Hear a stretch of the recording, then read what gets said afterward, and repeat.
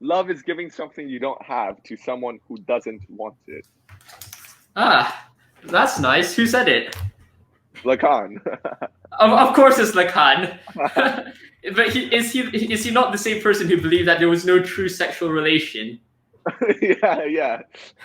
He said no, but when he says there's no true sexual relationship, like every single one of his like quotes have to be taken in a context. I think when he says like there's no true sexual relationships, he's saying that except for a kind of love. I think. Indeed, I think that's perhaps very reasonable.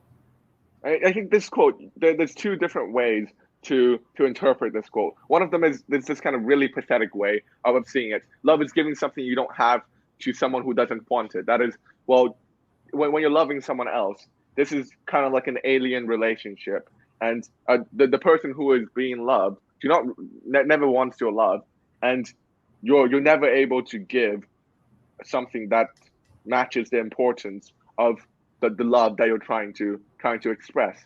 But then I've thought about another interpretation that I think is slightly more sublime. On top of the first one, which is the kind of tragic undertone, there's also another sense that love is the giving of the lack. It's like LGBTQ plus, right? The love is giving of the plus.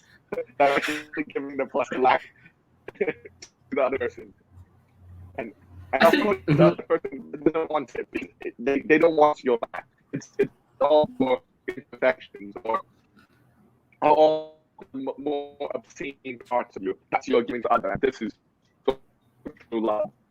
I think that's so true. It's like when I best experienced love, it's not when you're doing anything. That's a very weird thing, right? You'd expect that when someone gives you a gift, you feel love more. Or when someone gives you a present or a kiss or a hug or something, you'll feel that love more intense within you. But that's not a true thing, I don't think, or at least it's not apparently true to me in experience. Like I feel especially with people, like connecting with them, it's like sometimes silence is the core of love. It's something that you can't give, but it's something which makes you feel it the most, and it's something profound, I think. Yeah, and it's almost like the love towards another person is also not loving what they have, but rather what they lack. Because I don't think you can love a person who is absolutely perfect. Instead, there has to be this kind of structural deficiency to them that makes you. So your love is this incorporation of their deficiency into your universe. I think that's very interesting. And there's this idea that love is.